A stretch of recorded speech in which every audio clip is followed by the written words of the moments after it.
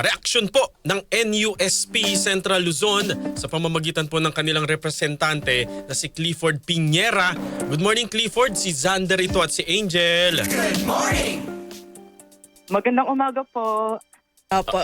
Sir Clifford, anong masasabi mo doon sa statement ni Senador Robin Padilla? Kasi nga, sabi niya yung mga kabataan daw ngayon, mga weak, mahihina.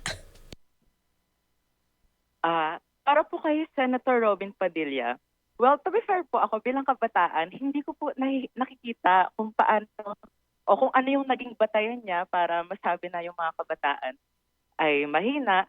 Kasi sa nitong mga nakaraang buwan naman, may kita na the youth are at the forefront of fighting corruption. They are at the forefront of fighting our political and economic crisis, no?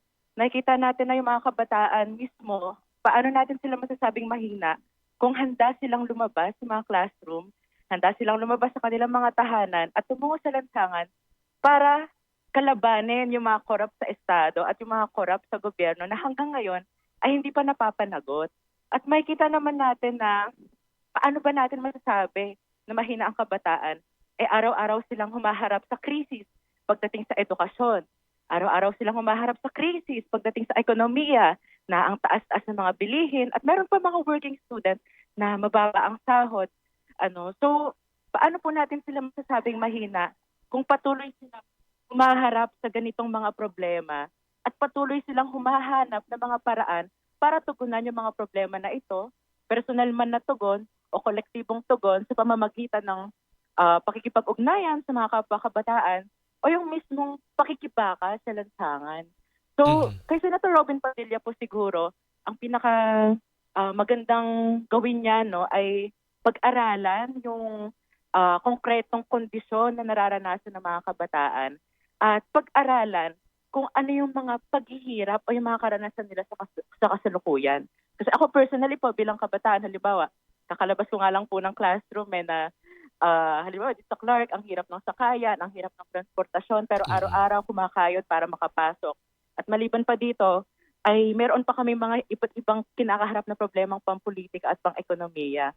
So sa akin po, para kay Senator Robin Padilla at mula din sa bahagi ng NUSP Pampanga at ng NUSP Central Zone, maybe it's time for him to i-reflection at tignan kung ano yung mga nararanasan ng mga kabataan. Bumaba sa kanyang ivory tower, no? Bumaba sa kanyang mga personal na political biases at tignan yung mga pinaka-ugat ng mga nararanasan ng kabataan sa kasalukuyan.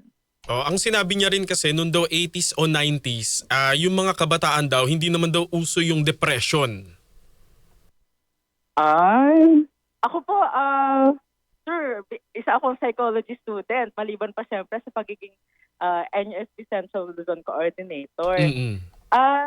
Doon naman sa usapin po kasi ng depression, ngayon na nagkakaroon na ng mas mataas na awareness, ngayon na nagkakaroon na ng mas mataas o mas malawak na access sa mga psychological services, natural lang din sa mga datos na aangat at aangat talaga yung mga recorded cases ng mga kabataan na mayroong mental illnesses, mental disorders, depression man yan, anxiety disorders. So, ito po ay bunga ng siyensya, yung mga nalilikom natin na datos, yung mga nakakalap nating datos, ito ay bunga ng siyensya na nagkakaroon ng mataas na pag-aaral dun sa psikolohiyang pangkalagayan ng mga mag-aaral ng mga kabataan. So, yun po, mag-circle back lang din tayo dun sa kay Senator Robin Padilla na magkaroon ng reflection. Hindi lang ng personal reflection, pero siguro scientific reflection na din kung bakit ba nagkakaroon ng mga ganitong pag-aaral, ng mga ganitong pagtaas sa mga datos, no? Kasi, syempre, kung babalikan po natin, sir, from 80s to 90s, hindi naman din masyadong aware yung mga kabataan at time sa mental health, no? So, ngayon na may awareness na, meron ng access, tataas at tataas po talaga yung datos na makikita natin sa actual. Nabanggit din niya yung mga kabataan daw noon ay Sir Clifford na natuto sa kalsada. Kasi ngayon ang mga kabataan ngayon, Sir Clifford, ay kadalasan social media gadget. Palaging bata pa lang, early age pa lang, nakatutok na sa kanilang mga gadgets. po, natural din naman talaga yon na syempre maliban po sa libro, no, maliban sa paaralan, marami pong areas kung saan pwede matuto yung kabataan. Halimbawa, ako po, bukod po sa silid-aralan na nag-aaral ako ng psikolohiya, bukod sa mga student councils na napag-aaralan ko yung sistemang burokrasya ng mga kanya-kanyang state universities and colleges and even private higher education institutions. Nakakatungo din ako sa community para makita kung ano yung nararanasan ng mga farmers, ng mga workers. Sa social media, makikita natin yung iba't ibang mga artikulo na ini-expose yung mga problema ng lipunan. At sa lansangan naman, makikita natin yung malawak na hanay ng mamamayan na nakikibaka at pwede nating alamin bakit sila nakikibaka at pwede pa nating tanungin yung iba't ibang mga tao coming from different walks of life kung ano ba yung mga struggle nila bilang individual at bilang komunidad. So, kumbaga ang gusto ko pang sabihin ay marami na talagang areas of learning ngayon. Pwede sa social media, pwede sa lansangan. At yun yung kagandahan sa panahon ngayon. Kasi hindi na lang nakukupot yung mga kabataan dun sa kung ano yung in-offer within the four corners of the classroom. Kumbaga, isa itong avenue sa amin o sa atin para mas maging malalim at malawak yung nalalaman tungkol sa lipunan. Oo. Siguro panghuli na lamang kung makakaharap mo si Senator Padilla, anong gusto mong sabihin sa kanya ngayon? Ay, kay utol ko, no? Kay Senator Robin Padilla na magkaroon talaga ng reflection. Kasi si Senator Robin Padilla, alam mo naman, as public servant, as a senator, lahat ng mga binabanggit niya, lahat ng mga sinasabi niya ay may bigat. No, hindi lang bilang isang senador pero bilang isang public servant.